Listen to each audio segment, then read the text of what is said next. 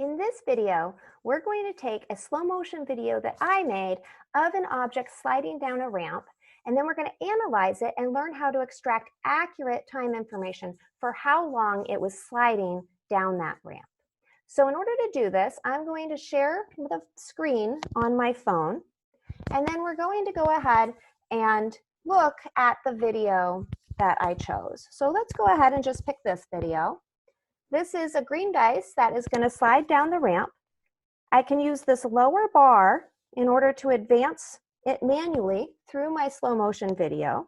So we can see that it is indeed slow motion and I can manually advance. I'm then going to press pause so that when I do manually advance through this video, that then when I let go, it is not advancing the time. I can then go read the time off of the display that I have in the background. So in this case, I'm going to back it up and I'm going to try to find my start time, the time that it starts to slide. I want to make sure it's overcome static friction, and I'm going to look for motion with my object. So the first motion that I see with my object, and then I want to read the time that I can see off of the computer time in the background. So I can do that by zooming in on that time. And if it's just slightly blurry as it is there, then what I can do is just advance it just slightly before and then slightly after that time. So I can see that in fact that is a 57.07 for the time when it just starts to move. So then I can zoom back out and I write down 57.07. And if your video is a little bit too blurry, you might try shooting again with the numbers in focus. And you also might not see the numbers clearly in this version of the video as I do because of the upload and compression with YouTube. But I can see it clearly, the 57.07, and I use that as my start time. So then I'm going to advance the video now, and I'm going to then try to figure out what time it just leaves the ramp. Also, zooming in here can be very useful. So I can go ahead and zoom in and then advance the video and try to find the time right when it leaves.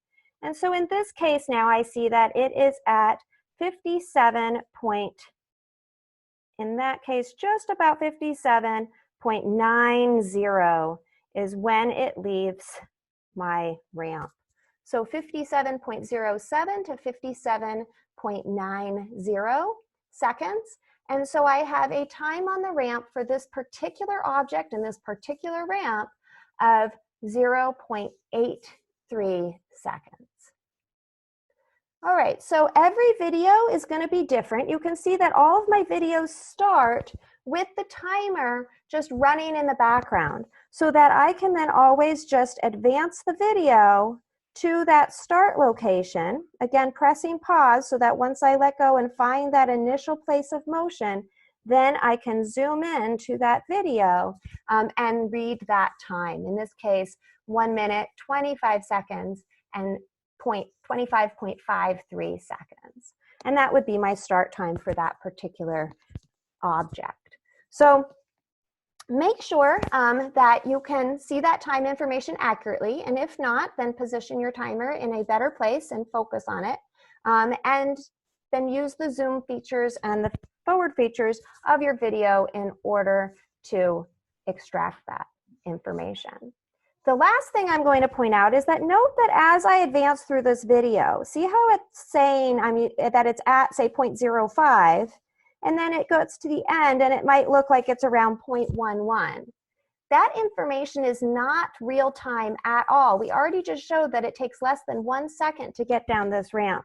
So that 0.05 to 0.11 doesn't correlate to anything that is usable for our particular experiment. So be very careful of the information that gets displayed on your phone when used in slow motion.